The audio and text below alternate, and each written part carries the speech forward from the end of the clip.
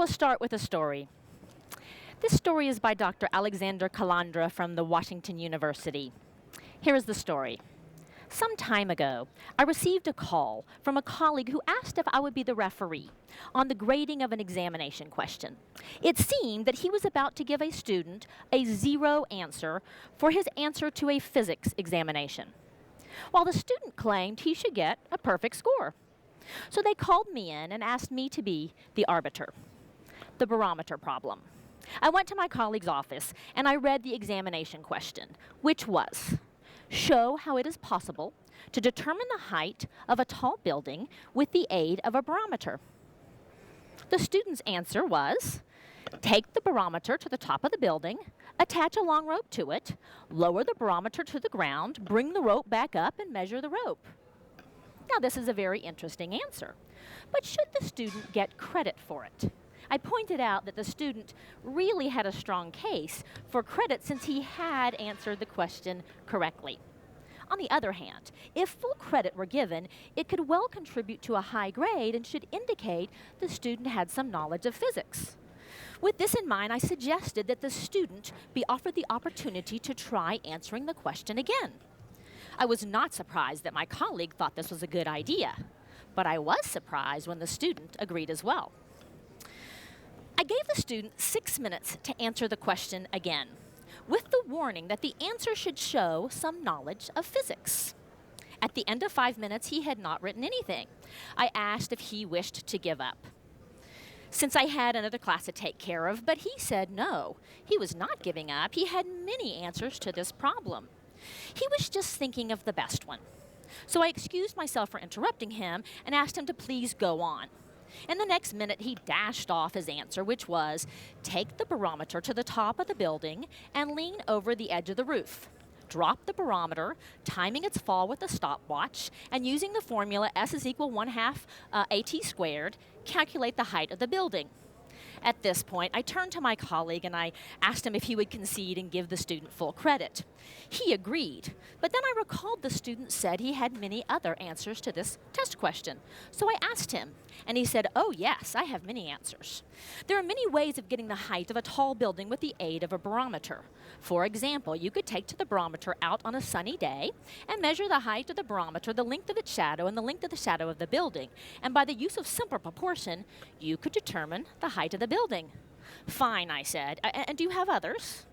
Well, yes. He goes, this is a very basic method I think you will like. In this method, you take the barometer and you begin to walk up the stairs. Every time you climb the stairs, you mark off a length of the barometer on the wall, and then at the end, you calculate the marks and multiply it by the height of the barometer, and there you have the height of the building. Of course, if you want a more sophisticated method, the student said, you can tie the barometer to the end of a string, swing it as a pendulum, and determine the value of G at the street level, and then at the top of the building. And from the difference between the two values of G, the height of the building can, in principle, be calculated. Finally, he concluded, if you don't limit me to physics solutions to this problem, there are many others. For example, I might take this barometer to the basement, knock on the superintendent's door, and when the superintendent answers, you speak to him as follows. Dear Mr. Superintendent, here I have a very fine barometer. If you'll tell me the height of the building, I will then give it to you. This story perfectly illustrates why we are moving into an assessment renaissance. To date, we've tried to understand the rich knowledge a student has about concepts like physics by asking a single assessment question, by stopping and testing. My name is Kimberly O'Malley. I'm Senior Vice President of Research at Pearson. I lead a very talented team of 50 researchers, 30 of whom have PhDs in topics such as data analytics, predictive analytics, learning science, pedagogy. I'm also a Texas public school teacher. I taught for 7 years with the primary age students. I work with students in general education, in special education with students with disabilities, and with students learning English in the United States. More importantly, I'm a parent. I have 2 beautiful children, and so as you'll see in my presentation and as you speak with me, I am very passionate about global education. In the story, we learned that the young student really did understand physics, but it took the arbiter to have a conversation with that student to really dig into the knowledge the student had. Now that is our future. That is the vision for the future. We all want to understand richly how a student understands the knowledge, where they are in their learning of deep and rich topics. But how do we do that? Well, to do it, we have to go beyond assessments. We have to take the rich learning data that we have in our classrooms today and turn it into insights. But you might say to me, that's very difficult, Kimberly. If we were to take, for example, the 51 or 52 million students in Brazil and have a person spend 30 minutes with that student, the way the story went, it would take over 5,000 teachers a full year to work with every single student in Brazil. So you might say, well then Kimberly, with your vision, it's impossible. We can't do it. But we can, and we can because of technology. New slide. In my talk today, I plan to do 4 things with you. I want to introduce this concept of an assessment renaissance, where we are embarking on, and this conference highlights the importance of that. Second, I'm going to move right from theory and ideas into actual applications. And so I'm going to illustrate and show you with demos and with real data, with real students, and research how we are driving this assessment renaissance. I'm going to show you 2 examples, one about college readiness and another one called the Insight Learning System. And finally, I'm going to end by talking about the great importance of rich learning data that we have in our classrooms. New slide. So if we think about the assessment renaissance, this is a paper that Pearson just recently put out. The authors were Sir Michael Barber from Pearson and Dr. Peter Hill, who is a nationally known education expert.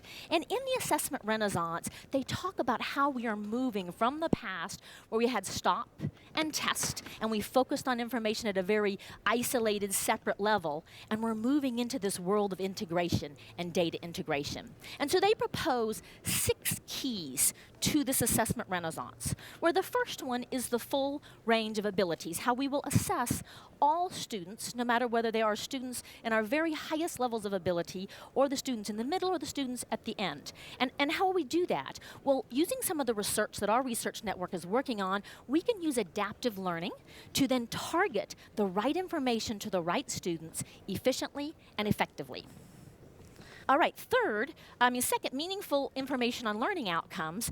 To do all of this, we need to collect information that goes well beyond assessments. We all know that information like teacher involvement, parent attendance at conferences, motivation of the student, students' behavior like going to school on time, those factors really do matter in student success and their learning outcomes. We have to bring those together in the assessment renaissance. Third, we have to really anchor our assessments in these important outcomes. We should statistically, and we can statistically, link our assessments to things like course completion, things like graduation, college readiness, career readiness, and ultimately success in life. Fourth, we want to provide our students with ongoing feedback. If we can actually bring together all this rich data that I'm talking about and that I will show you, we can then leverage it to truly understand and give feedback to our students, our teachers, and our learners that helps diagnose where students are, offer them research-based interventions, and then monitor them as they move on and accelerate their learning. And we need to motivate improvement in our students. And so the way to do that is to use the data to give it to students so that students begin to own, to value, and to enjoy their progress to their aspirations. And then finally, you're going to hear me talk a lot about the use of rich data. We have it in our classrooms. We have it in our schools today. We have attendance data, we have tardy data, we have data on homework, we have teacher grades, we have standardized tests. But right now what we do is we give that information separately to our students. We ask our students to take student grades from their teachers. We ask the students to take feedback on homework. We ask the students to take standardized tests and make sense of them all, when we aren't really helping them do that. And that's the assessment renaissance. Once the assessment renaissance is in place, we can implement the learning feedback model, which we all know, which is to screen students, understand where they are, to assess them and figure out where are those areas we can help them improve and where are the areas that they are excelling at. We can then intervene, offer research-based interventions, we know they exist, and then we can monitor their progress, and that loop continues as our students go from where they are today to their aspirations. So let me move into my first example. This is great theory, but the question is, can we make it happen? Does it actually work? So the question is, what if we could predict college success and readiness 3 years earlier than we do today? Would that be of value to us? Well, we can, and we have, and we just published a paper on how to do this. And so you might ask me, well, how, Kimberly, how can you predict college graduation 3 years earlier in 8th grade, grade 8, better than SAT, which is a college entrance examination that is given in 11th grade right now in the United States? How can you do that? Well, it's because we go beyond achievement. We are bringing together, as I'm talking about, the rich data and formed 6 factors that collectively predict college graduation, college success, and college readiness far better than the existing standardized tests that we have today. But this makes sense, right? Students who are suspended, don't show up to school, we know those factors matter in success. And so we put together these 6 factors using data. And what we found was, in the past, the research had really focused on identifying students who are at risk of dropping out. But as we heard today, graduation does not mean readiness for college. And in fact, in the United States, 60% of students who show up to community colleges enroll in one or more developmental education course. And that enrollment costs the student money, earns the student no credits, and most students who sign up for these developmental education courses are at high risk of dropping out. So we have to do better. We need to focus on readiness for college and career as our valued outcome. So here's what we did. We took data from the U.S. Department of Education. It's called the National Education Longitudinal Study of 1988. It included 8th graders in 1988, and it was a 12-year study. They followed these students and collected information on these students for 12 years, all the way through college. And then they evaluated them on surveys, they asked their parents and their teachers for information, and they combined in the data set standardized assessments. So we took 140 variables, formed those 6 variables, and then connected it to college readiness. And so, Cecilia, if you will click on the demo, I want to show you how this works. So this is a research demo of the data. We took to over about 12,000 students, and we calculated these predictive algorithms. So in what we did was, you can first find out, how would a teacher's classroom look based on these data? Are these students in her classroom or his classroom prepared for college? Are they inadequately prepared? Are they partially prepared, or well prepared? And so you might say, well, that's great, but I probably already knew that if I was a teacher, right? So if you can move down, Cecilia, to Megan Franco, please, and click on her bar. Fantastic. And so if you look at Megan's profile on these 6 variables statistically and theoretically we know matter, we can find that Megan's absolutely doing fine in achievement. Where she needs help is in the behavior. So if you'll click on behavior, Cecilia, we'll find these are all the factors that go into the behavior measure. And so if we look at Megan has some behavior issues. One is she's been sent to the office a couple of times, and so we'd actually like that not to happen. We'd like to intervene and have that never happen. If you go down, you'll find out that Megan is also suspended from school a couple of times. We'd like that never to happen, because when students are suspended, we know that students are not learning. We also know that she's absent 10 days. All this tardiness, absence is a problem. So if we can actually cut that in half to 5 days, Cecilia, the data will tell us, if you click the Save Changes at the top right, the data will show us what those changes do to the prediction of college readiness for Megan. Now, let me be honest, those are not simple changes. Going from 5 days of being absent to 10 to 5, not being suspended at all, not being sent to the principal. But those are discussions you can have in 8th grade with teachers and with parents so that you can intervene and get Megan on track to her aspirations of going to college. For more information, we just published this paper in Educational Measurement Issues in Practice. It was in April 2015. If you'd like to email me, I'd be happy to send you a copy. So the question is, does this illustrate the assessment renaissance? Does it tackle those 6 elements? We would argue it absolutely does. It can measure the full range of student abilities, students who are partially prepared all the way to well prepared, because we have 140 different data elements in there. So you might be sitting there saying, but Kimberly, could you do this with real data in our schools today? And the answer is we already have. So we went to multiple school districts in the United States, took their current data, applied the same formulas with their data, sometimes less than 140 variables, of course, and we found remarkably similar findings, and I'd be happy to send those results to you as well. Let me switch examples now. Let me go to a different type of example. That was predictive analytics over multiple years. What I want to do now is talk about a project that's more in the classroom. How could we bring together all this rich data in the learning cycle, while students learn, while teachers teach? Can we do it? That was the question I posed my researchers. But before I do, let me go ahead and share a video on this Insight project and let my colleague, Dr. Emily Lai, explain this project to you.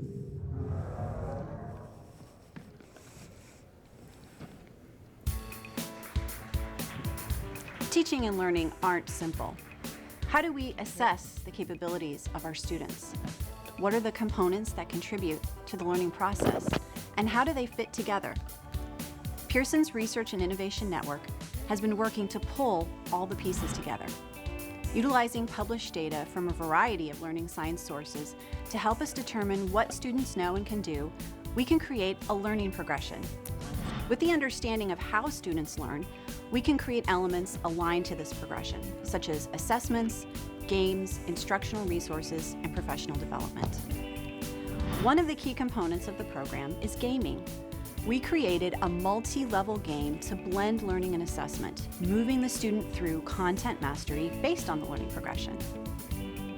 Via gameplay, we gather a tremendous amount of performance and behavioral data, which teachers can then apply to make decisions about student learning.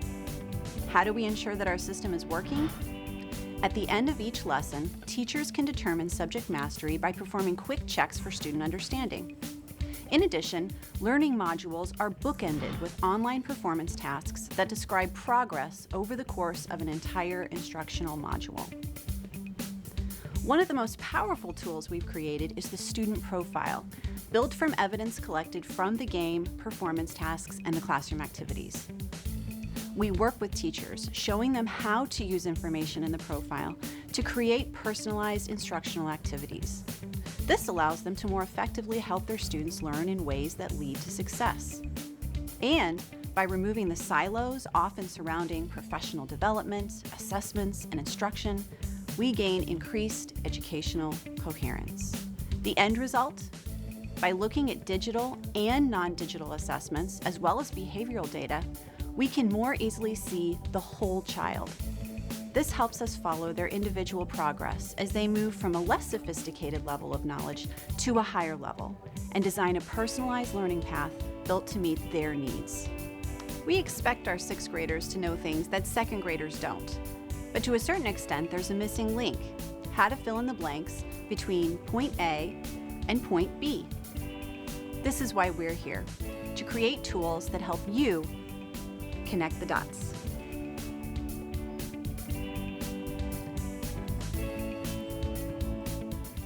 So that video explains what we call the Insight Learning System. And in the Insight Learning System, we brought together multiple pieces of information from multiple people. So we brought in digital performance tasks from students, digital games, and we didn't just bring in the results of the digital games, we analyzed the click data, and I'll talk a little bit more about that in a minute. We brought in classroom activities, some of which were paper-based, and group activities. We then brought in information from our teachers, we trained the teachers, and we brought in instructional resources. Everything is in this digital system for students to learn geometric measurement of area, and I'll talk a little bit more about this. What's really important about this system is that it is anchored in a learning progression. We started with the idea of how do students learn a concept? What are those underlying learning activities that must be there for a student to master a topic like geometric measurement of area? And then we also integrated the feedback, which is the student profile, and it's the things we call shout-outs and watch-outs. Shout-outs are the positive things students are doing, and watch-outs are the ideas of things students should watch out for as they're learning this project. So let me give you a little more information. So we started with we thought we would, in research, we thought we'd pick one topic, one challenging topic, and go at this system from that one perspective. And so we picked geometric measurement of area.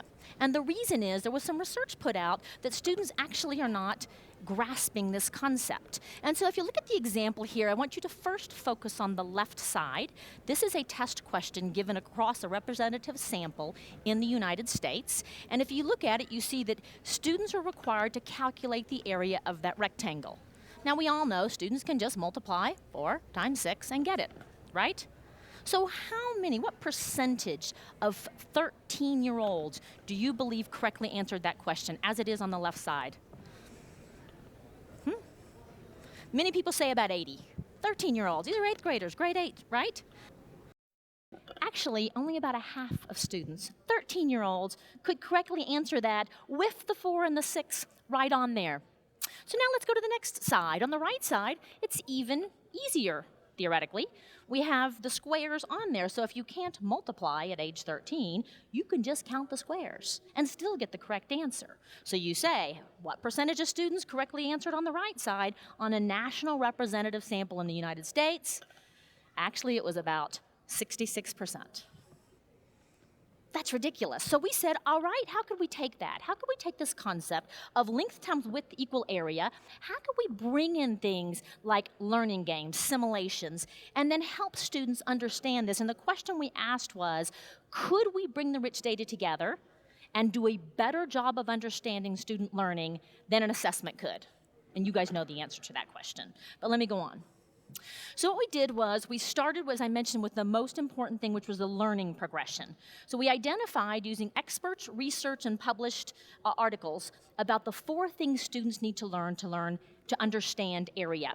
And so those turned out to be 4 stages of learning, or nodes you might call them, from the least sophisticated to the most, where the first is unit area iteration, which means students understand that to find the area of a shape, you need equal-sized units that are not overlapping.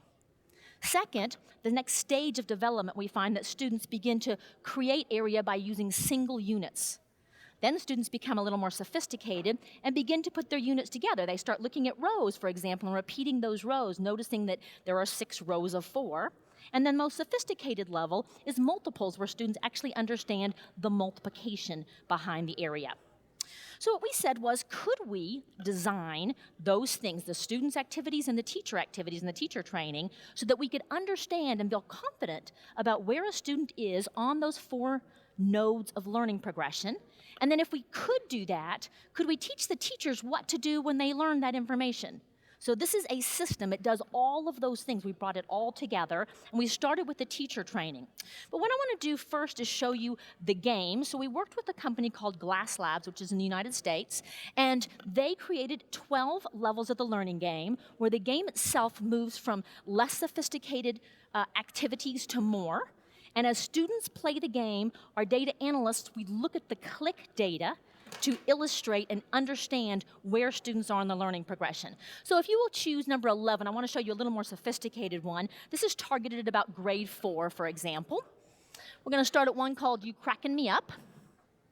And as you can see, we use students to help create this so that the students would make it exciting and relevant. And this is Alice, and Alice is in Area Land, and her goal is to get out of Area Land. And there's lots of obstacles and challenges along the way for Alice. And so we're going to play one of the games. She's getting towards the end of Area Land. So we're going to look at You Crackin' Me Up. And so you'll see that Alice needs to cross this area of water. And if you look, you're going to see that Alice has a kraken that's coming after her and will get her if she does not blockade the path that she's going on. And so many students, if they are in the earlier learning progression stages, will do exactly as you see here, which is to take these panels and blockades and line them up with 4, and then we'll see if Alice can get through. Oh no, Alice was attacked by the kraken, and so that method did not work. And so students who would have done that are at a lower level of learning sophistication and on the learning progression. But you get a hint here about these goggle friends that can help. And so let's see what happens. So if you click on the toolbox there, you find something called Gloomy. Gloomy glues things together. And so Gloomy's going to glue together these blockades so that we can get more of them. Yep.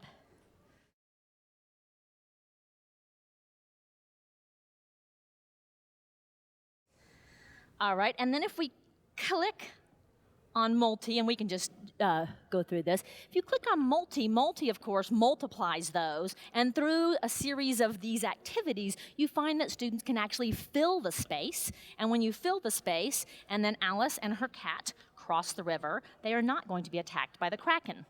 So you might say, that's really cute, that's really nice, Kimberly, but what do you pull away from that from learning? So what we pull away is not whether students can do this activity, it's how they do that activity. And the processes they go through are linked to the learning progression. And you might say, well, gosh, this is a game, and your learning progression might be right. So what we also do is add in teacher information. We take teacher's gradebook, and the teachers judge them on these activities, classroom activities, and these activities. And what happens is this feedback that we give the students constantly updates as the students work in this system and as the teachers add information. So now we had Alice go through. You can go ahead and go off the game. Perfect. And so the question I ask you today is this an illustration of the assessment renaissance? We call it invisible assessment because what we found out is if we use all the information in the game and we use the information from the teachers and we combine it together, we actually have richer information about where the student is and what to do with the student than an assessment, than a stop and test. And so we gave ourselves checks on this one as well for really illustrating the assessment renaissance. And so I want to end my presentation talking about the information, the importance of bringing together, if I haven't said it enough, the rich learning data that's in our schools. We have so much information in our schools. I contend we have too much. What we don't do is put it together. We have attendance data, late data in one database. We have standardized tests somewhere else. We have teacher grades somewhere else. And all we need to do is put it together. We have the technology, we have the statistics, we have the insights, and we have students and teachers who want to help us on this. And so with this, if we can bring our rich learning data together, we can leverage the power of it and understand where our students are, help them on their paths to their aspirations, and then we can be in the assessment renaissance. Thank you.